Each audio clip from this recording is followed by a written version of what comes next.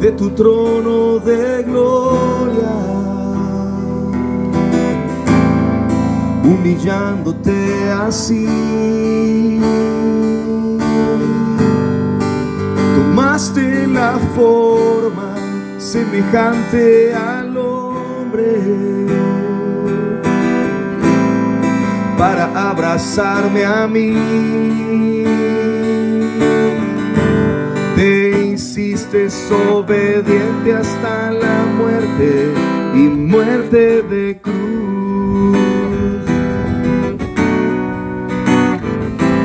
Con el precio que pagaste por mí, me diste salvación.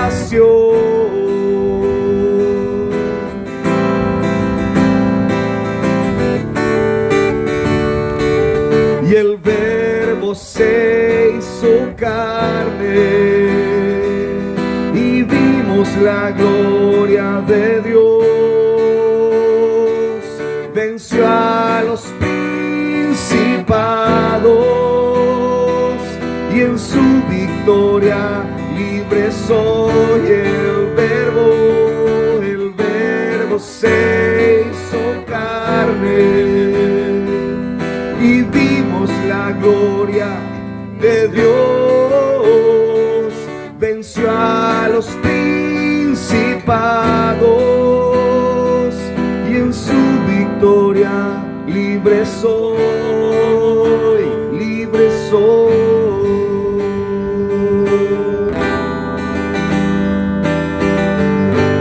Eres exaltado y el Padre te ama.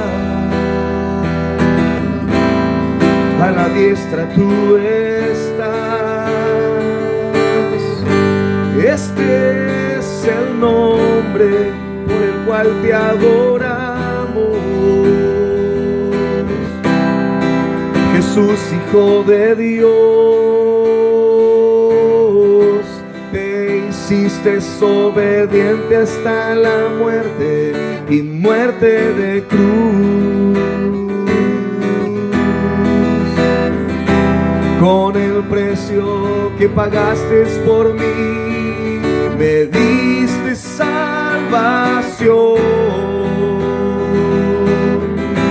Te hiciste obediente hasta la muerte y muerte de cruz.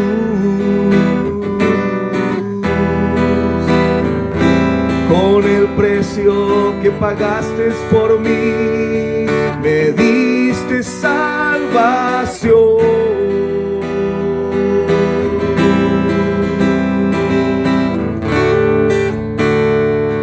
Y el Verbo se hizo carne y vimos la gloria de Dios. Venció a los principados y en su victoria libre soy. El Verbo se hizo carne y vimos la gloria de Dios. Venció a los principados y en su victoria libre soy, libre soy. Gracias, Señor, porque con tu muerte venciste los principados y las potestades y nos diste la victoria de la cruz. Dele un buen aplauso al Señor.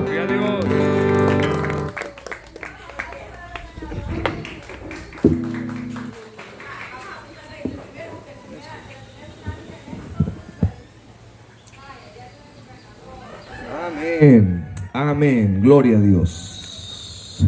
Les pido que abran sus Biblias, por favor, en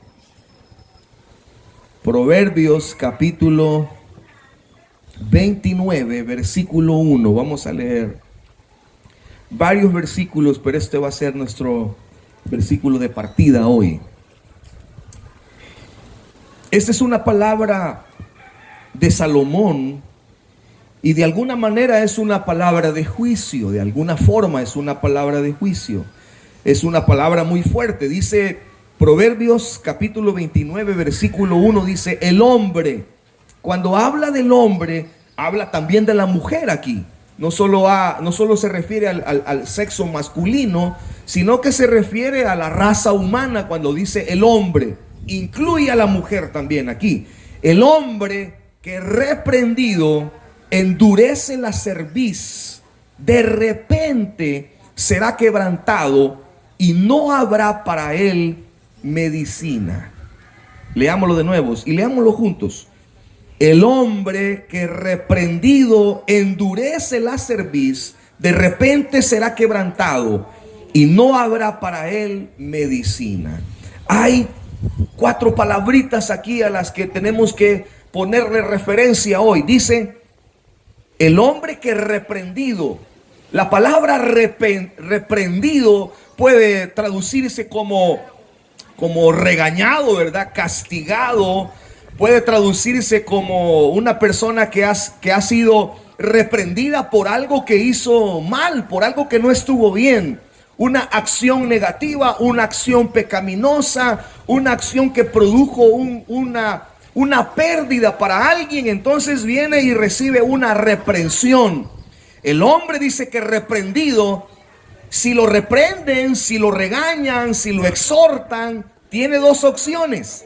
O acepta su error, acepta su pecado y dice, sí, yo me equivoqué, perdónenme, y se humilla. O dice la Biblia, o endurece la cerviz.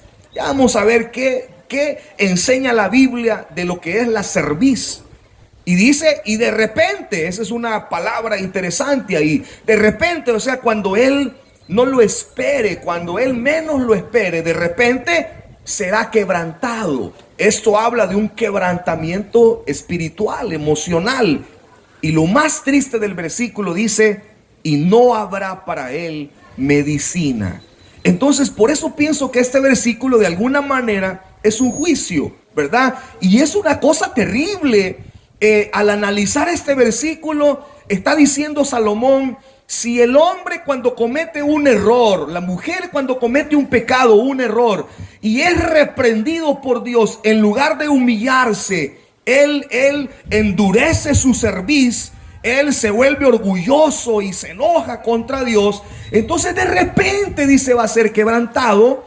Y lo triste de esto es que no va a haber para él medicina, no va a haber para él remedio, no va a haber oportunidad. ¿Hay en la Biblia algún caso de alguien que reprendido por Dios, disciplinado por Dios, en lugar de humillarse ante Dios y en lugar de reconocer su pecado ante Dios, se volvió más orgulloso y se volvió más soberbio?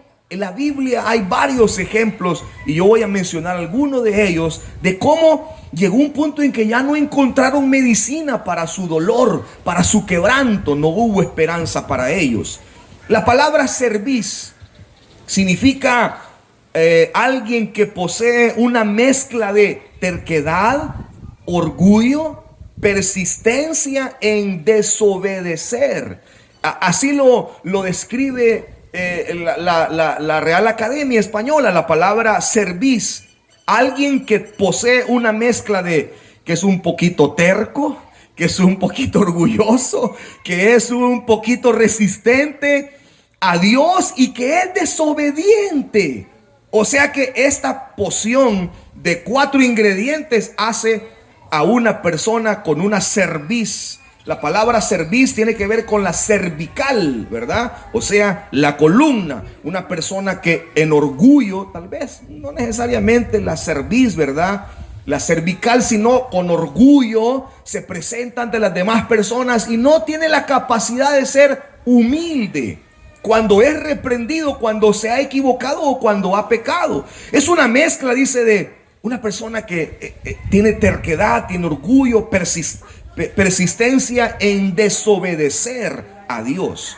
Dios le dijo a Moisés, yo he visto a este pueblo, le dijo Dios a Moisés, que por cierto, dice, es un pueblo de dura cerviz. Escuchen esto, 24 veces Dios le dijo a Moisés que el pueblo de Israel era un pueblo de dura cerviz. O sea que era un pueblo que tenía una mezcla de terquedad, orgullo y persistencia para obedecer. Al pueblo de Israel le costaba obedecer la voz de Dios. Le costaba obedecer la palabra de Dios. Y Dios le habló a Moisés y le dijo, te toca ministrar un pueblo que es de dura cerviz. Este pueblo realmente es un pueblo terco, es un pueblo orgulloso y que le cuesta obedecer aún las cosas más simples y más sencillas. Le cuesta obedecer, y Dios catalogó al pueblo de Israel como un pueblo de dura cerviz. Entonces es obligatoria la pregunta aquí para nosotros: ¿será que nosotros seremos un pueblo también de dura cerviz? ¿Será que nosotros también seremos un pueblo muy terco, muy orgulloso, muy desobediente? Nos cuesta a veces someternos, nos cuesta a veces reconocer nuestros errores, nos cuesta a veces humillarnos delante del Señor. La Biblia habla acerca del primer ejemplo. La Biblia dice que los antediluvianos son conocidos como todas las personas que vivieron antes del diluvio. O sea, todas las personas desde Génesis 1 hasta Génesis capítulo 6 se conocen como los antediluvianos. Estas personas vivieron antes del diluvio. Y mire la Biblia lo que dice de cómo era el comportamiento de las personas antes del diluvio. Vaya conmigo por favor a Primera de Pedro capítulo 3 versículo 20. Primera de Pedro capítulo 3 versículo 20 dice: los que en otro tiempo desobedecieron. El apóstol Pedro dice, refiriéndose a los antediluvianos, dice: estos que en otro tiempo desobedecieron, cuando una vez esperaban la paciencia de Dios, y dice, en los días de Noé. ¿Cuál es la paciencia de Dios? ¿A qué se refiere Pedro cuando dice ellos esperaban la paciencia de Dios? Pero ellos, dice, desobedecieron, pero estaban en el tiempo llamado la paciencia de Dios. Bueno, Mateo y Lucas dice que estos tiempos que vivimos son como los tiempos de Noé. Si Mateo relaciona los tiempos de Noé, los antediluvianos, con los tiempos que vivimos hoy, quiere decir que si Pedro está relacionando a los antediluvianos como el tiempo de los días de la paciencia de Dios, quiere decir que estamos viviendo en los mismos tiempos. Estamos viviendo en los tiempos de la paciencia de Dios. ¿Qué es eso? ¿Qué significa en términos bíblicos la paciencia de Dios? Es que Dios nos tiene paciencia. Es que Dios nos está haciendo tiempo. Es que Dios está teniendo misericordia de nosotros. Porque a veces no queremos obedecerle, no queremos vivir para Él, caminar para Él. Pero como estamos en los tiempos de su paciencia, Él sigue teniendo paciencia con el hombre. Era un reto para los discípulos que la gente entendiera cuando ellos hablaban acerca de la venida de Cristo. Y muchos se levantaban y decían: pero ustedes predican de la venida de Cristo. Hace años que están hablando que Cristo viene y nunca viene. Y el apóstol responde y dice: algunos tienen la venida de Cristo y la toman por tardanza, dice. Piensan que Él se tarda en venir. Lo que pasa es que Él es paciente, esperando que todos se arrepientan, dice. Esa es la paciencia de Dios. Está esperando que yo me arrepienta. Está esperando que yo cambie de actitud. Está esperando que me humille, que deje de ser altivo, orgulloso, creyendo que porque soy joven, que porque esto, por lo otro, porque tengo fuerza, porque tengo aquí o allá, y pretender que podemos ganarle a Dios con nuestra actitud. Y Él sigue teniéndonos paciencia a pesar de que estamos escuchando y estamos viendo sus maravillas. Aún así, dice: estos que desobedecieron, aunque una vez esperaban la paciencia de Dios en los días de Noé. Y sigue diciendo el versículo: mientras se preparaba el arca. O sea, mientras había esperanza, Noé estaba preparando un arca. Todo el mundo, dice la Biblia, se burlaba de Noé. Porque en ese tiempo, antes del capítulo 6 de Génesis, en la tierra no llovía. Y esto es comprobado científicamente también. Los científicos aseguran que hubieron varios miles de años donde la tierra no gozó de la lluvia, sino que la escritura dice que un rocío caía sobre la tierra, y ese rocío era suficiente para que las plantas germinaran y pudiera haber vegetación.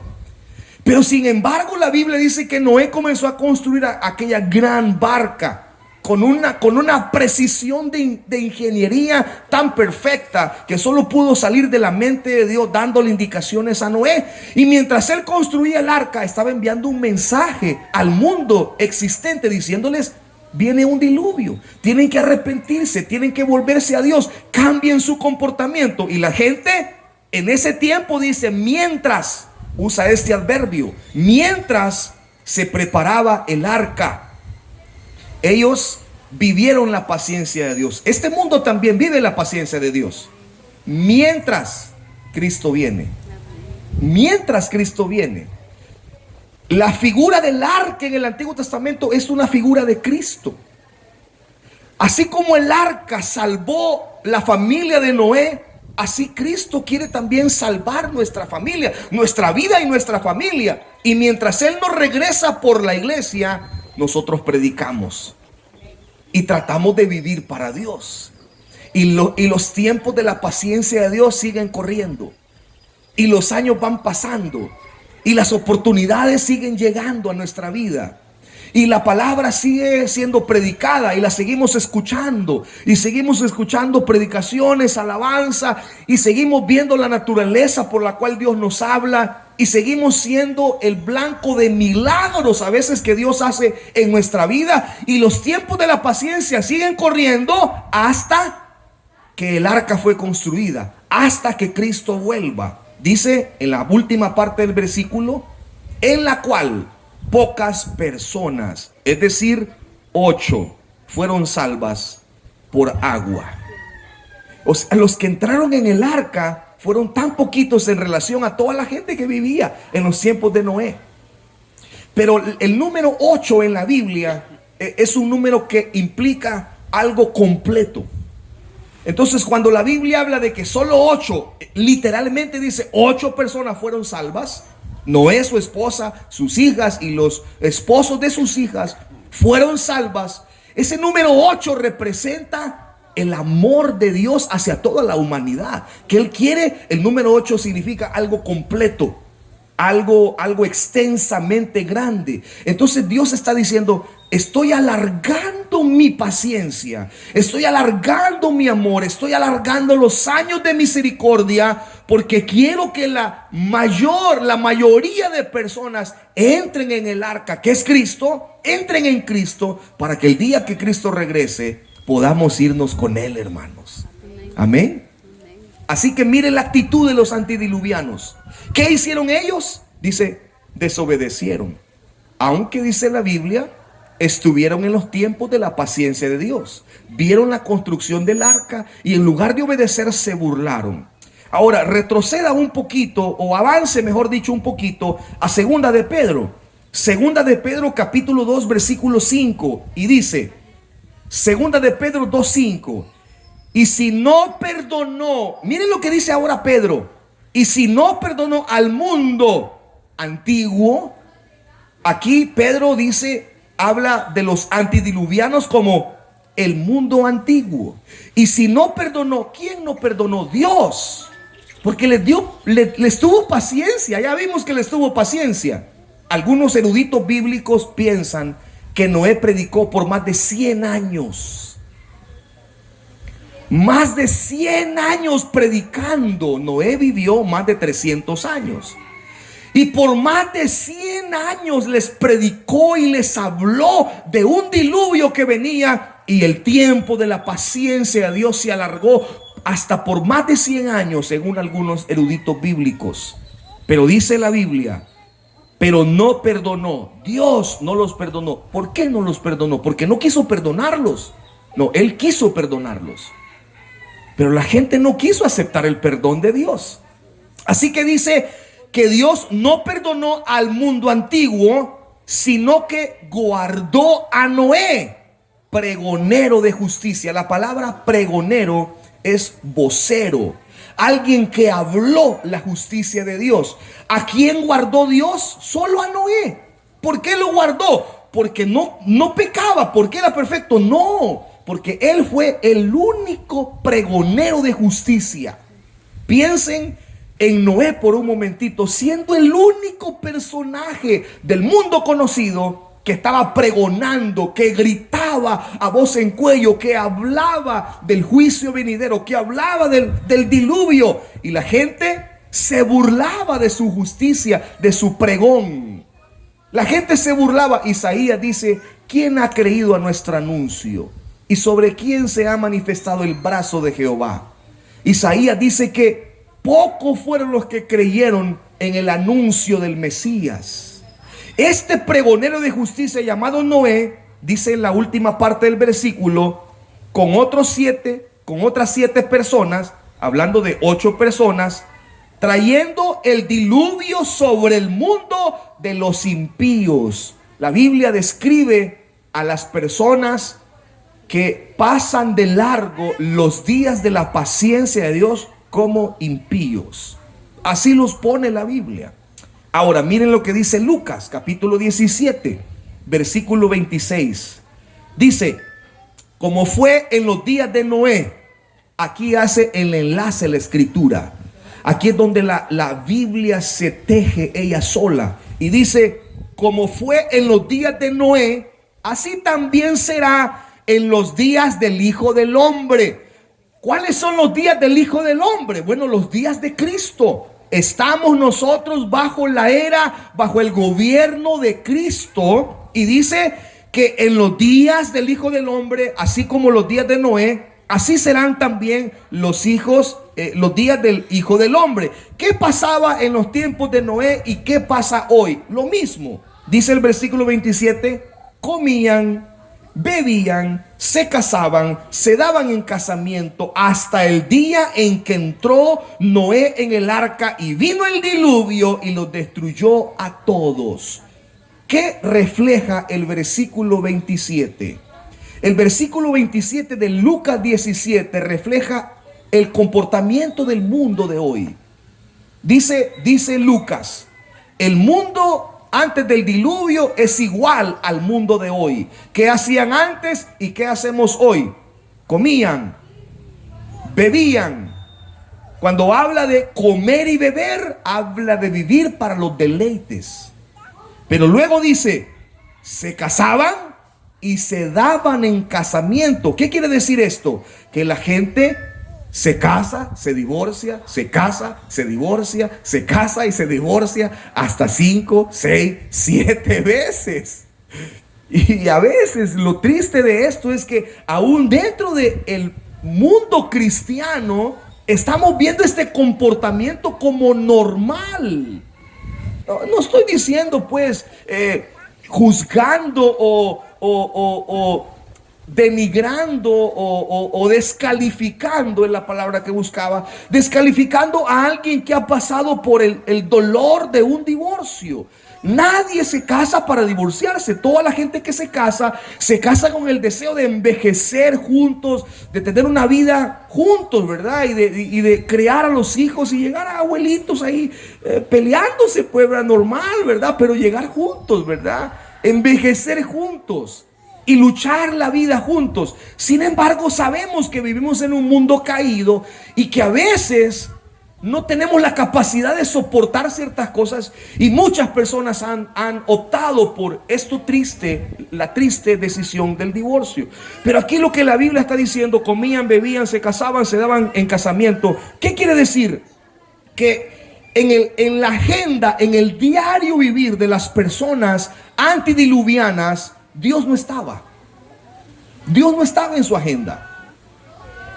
Yo tengo amigos, personas muy exitosas, gente de mucha plata, ¿verdad? Y yo observo sus vidas y le digo: ¿cómo es un día tuyo? ¿Cómo es una semana tuya? Les pregunto. Y dice, bueno, el lunes yo empiezo con todo, me voy, me levanto, me baño, me cambio, desayuno, llego a mi oficina, trabajo, llego en la noche a la casa, veo noticias, ceno, me acuesto, martes, miércoles, jueves, viernes, sábado, trabajo hasta mediodía, voy al gimnasio en la tarde del sábado y domingo paso todo el día en la casa viendo películas, viendo partidos, descansando, lavando ropa, haciendo esto, haciendo... Y eso lo repito todas las semanas, por un mes, por 2 meses, por un año, por dos años, 3 años, 5 años, 10 años. ¿Y a dónde está Dios en esa agenda? ¿A dónde está Dios en esa agenda? Nuestra vida es levantarnos, prepararnos, ir a la oficina, trabajar, o ir al campo, trabajar, llevar la comida, llevar la bendición.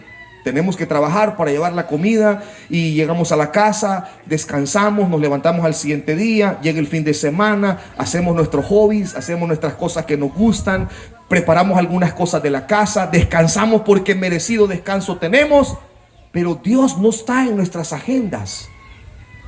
No hay un día para decir, el día tal yo voy a la iglesia, llueve, truene, relampaguee, tiemble la tierra, pase lo que pase, yo voy a la iglesia tal día, yo le dedico a Dios 2 horas de mi tiempo, yo le dedico a Dios 2, 3 horas, 4 horas en la semana, yo voy martes a la iglesia, voy domingo a la iglesia y le dedico a Dios este tiempo, porque esto refleja que nuestra agenda refleja las cosas que son importantes para nosotros.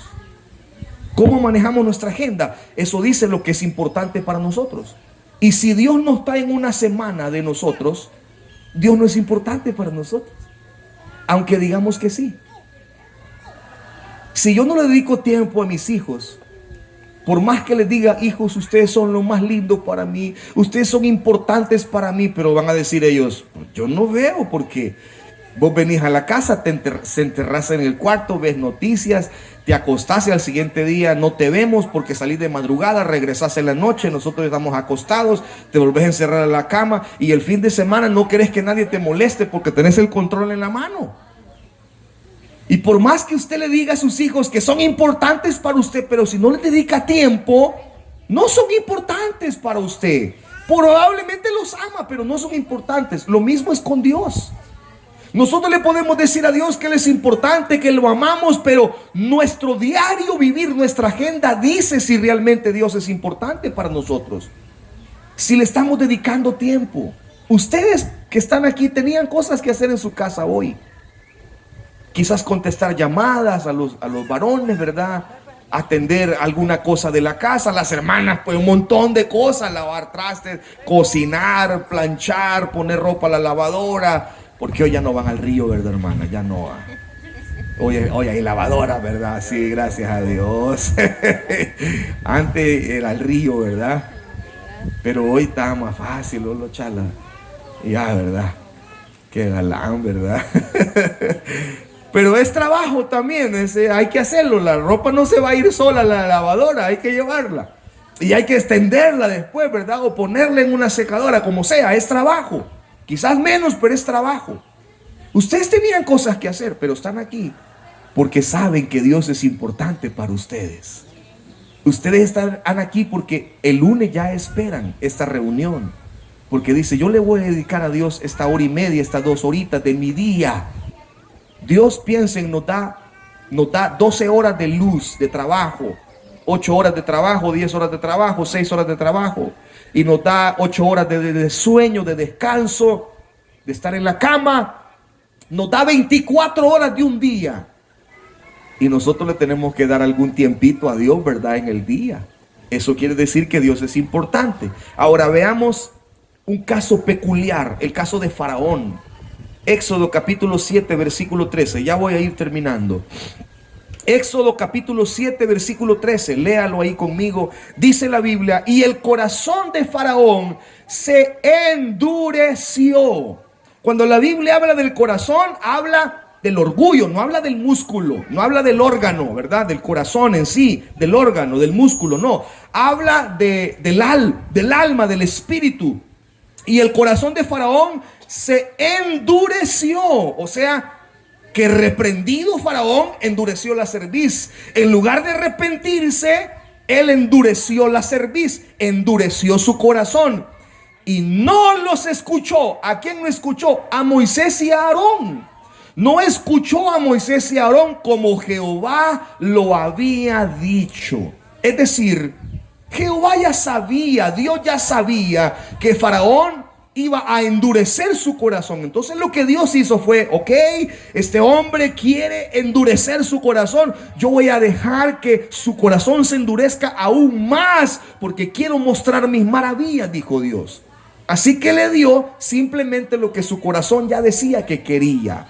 Y miren el capítulo 8, versículo 15, siempre de Éxodo 8:15, dice: pero viendo Faraón que le había dado reposo, endureció su corazón y no los escuchó como Jehová lo había dicho. Ahora miren el capítulo 10 y versículo 1. Jehová dijo a Moisés: entra a la presencia de Faraón, porque yo he endurecido su corazón y el corazón de sus siervos, para mostrar entre ellos estas mis señales. Hasta el versículo 10 dice que Dios endureció el corazón de Faraón. Permítanme especular un ratito aquí. Podríamos pensar entonces que Faraón tendría una excusa cuando esté delante de Dios y decir: pero es que yo no obedecí a tu llamado, porque tú, Dios, me endureciste el corazón. Así que él podría tener una excusa para decir: no me puedes mandar a la condenación porque tú me endureciste. No, pero es que la Biblia dice hasta el capítulo 10 que Jehová lo endureció. Pero el capítulo 7 y el capítulo 8 dicen que ya Faraón estaba endurecido su corazón, que ya el corazón de él estaba duro, y lo único que Dios hizo fue darle un poco del chocolate que ya había en su taza, y le dio lo que su corazón decía que quería, y su corazón se endureció. Reprendido, vio 10 maravillas de Dios, vio 10 juicios que Dios hizo, y no sensibilizó su corazón para obedecer a Dios. Miren la tristeza de esto. Así que quiero leerles todas las veces que Dios dijo, o la mayoría de veces en las que Dios dijo que el pueblo de Israel había endurecido su cerviz. Voy a leer para ustedes porque son varios versículos. Éxodo 32:9 dice: por cierto, este es un pueblo de dura cerviz. Éxodo 33:3 dice: y no subiré, porque eres pueblo de dura cerviz. Deuteronomio 9:6 dice: porque pueblo de dura cerviz eres tú, Israel. Deuteronomio 10:16 dice: corazón endurecido y cerviz endurecida hay en vuestros corazones. Deuteronomios 31:27: yo conozco tu rebelión y tu dura cerviz. Segunda de Crónicas 38 dice: no endurezcáis pues ahora vuestra cerviz, obedeced a Dios. Salmo 75:5 dice: no habléis con cerviz endurecida. Proverbios 29:1, que ya lo leímos. Jeremías 2:27 dice: porque me volvieron la cerviz y no el rostro. Esta es una afrenta. Jeremías dice: ustedes me volvieron la cerviz, el orgullo, me dieron la espalda en lugar de darme el rostro y hablarme con sinceridad. Jeremías 17:23: endurecieron su cerviz para no oír ni para recibir corrección. Hechos capítulo 7 versículo 51 dice: duros de cerviz e incircuncisos de corazón. Y la lista de versículos es inmensa en la Biblia, que habla de lo que dice Proverbios: el hombre que reprendido endurece la cerviz, de repente, cuando menos sienta, cuando menos lo espere, será quebrantado y no habrá para él medicina. Lo triste de esto es lo siguiente, de este versículo, y con esto voy a cerrar. Lo triste de este versículo es lo siguiente: que el tiempo de la paciencia de Dios se alarga y nos habla y nos ama y nos corrige y nos quiere llevar por caminos rectos y caminos de bendición. Pero nosotros seguimos postergando nuestra entrega, seguimos postergando nuestra decisión por Dios. Decimos, estoy muy joven o tengo muchas cosas que cambiar. Primero voy a cambiar y después voy a seguir a Cristo. Primero voy a tomar algunas decisiones, voy a ordenar algunas cosas en mi casa, en mi vida, y después de esto yo voy a vivir para Dios, etcétera, etcétera. Ponemos cada cosa, cada excusa podríamos llamarle, o cada razonamiento que podamos poner. Y Dios sigue alargando su paciencia, pero dice, endurecieron la cerviz. Cuando menos sientan, van a ser quebrantados. Y la última parte de este versículo es la que a mí siempre me ha preocupado.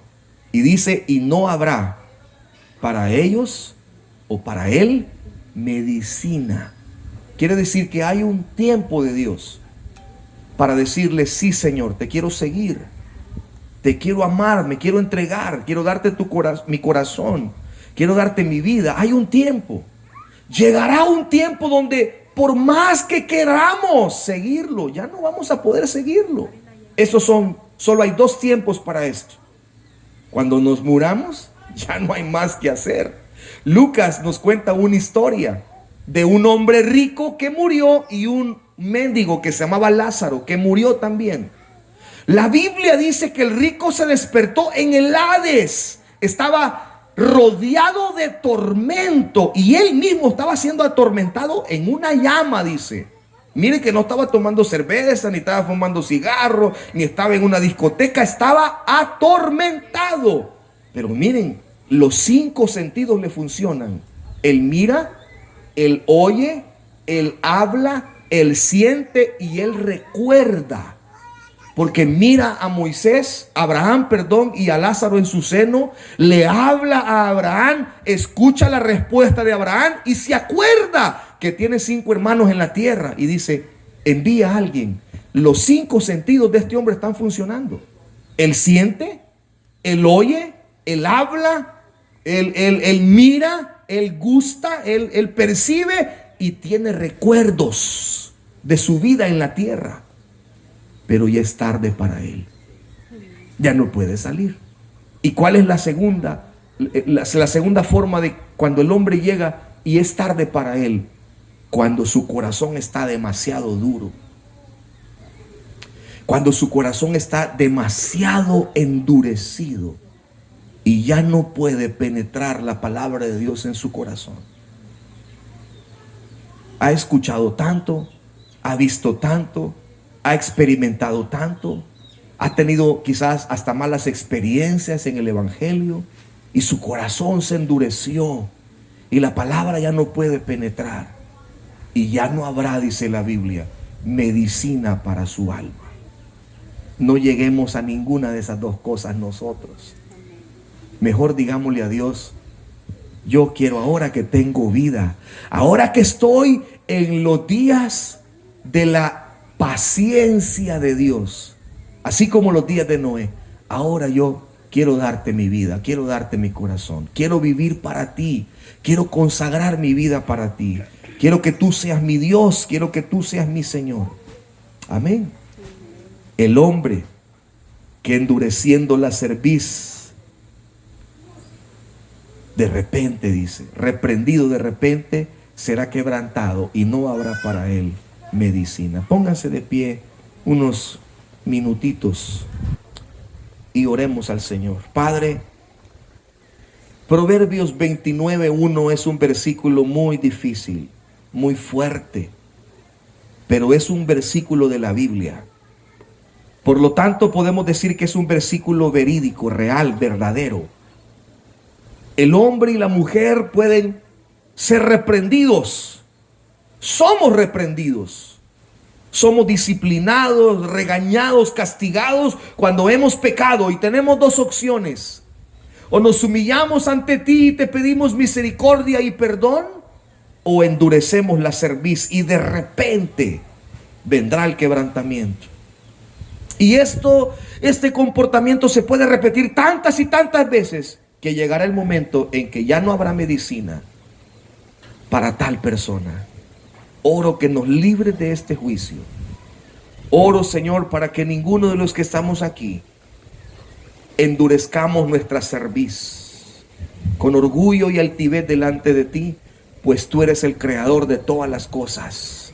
Tú eres el todopoderoso, y toda rodilla, dice tu palabra, se va a doblar delante de ti, querramos o no querramos. Por eso podemos hacerlo en humildad. En esta tarde, Señor, tarde noche, queremos decirte: no nos des un corazón endurecido, danos un corazón sensible, obediente, un corazón que se abre para que tu palabra y tu presencia. Dígale a Dios esta noche: Señor, yo quiero que mi corazón se abra para recibir tu palabra, para recibirte a ti, Señor, como mi Salvador personal de mi vida. Que mi corazón se abra. No quiero ser como los antidiluvianos que desobedecieron hasta que entraron en el arca y vino el juicio.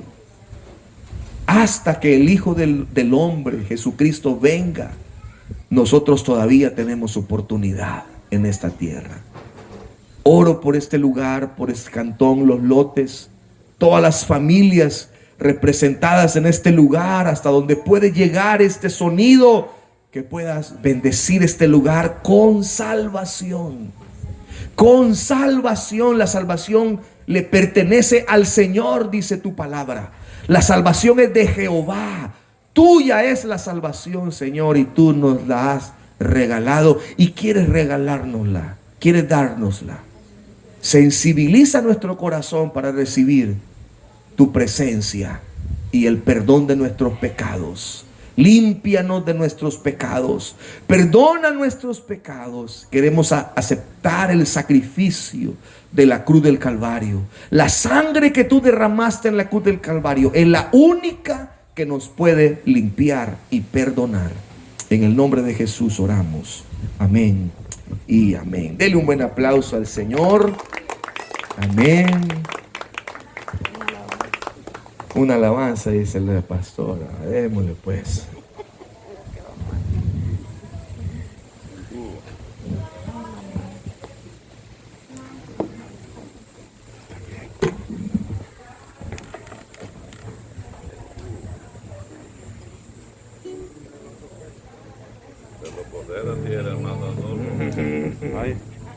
Cosa difícil habéis pedido.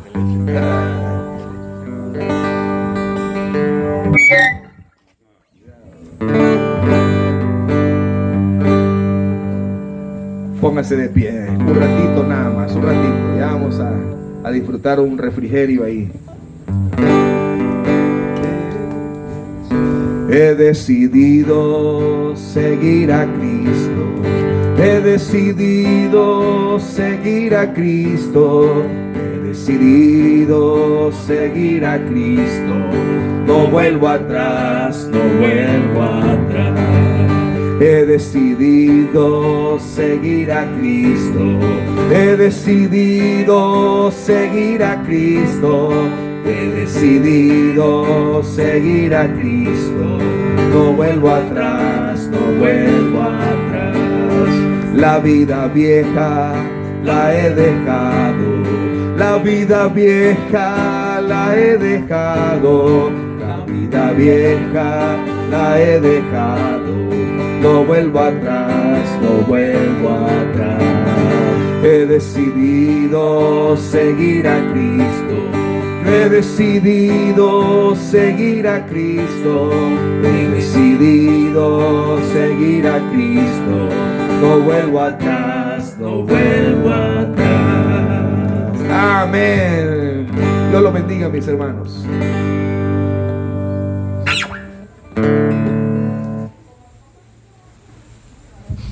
Difícil lo poder, pues, manito. Hay que ensayarlas, tío.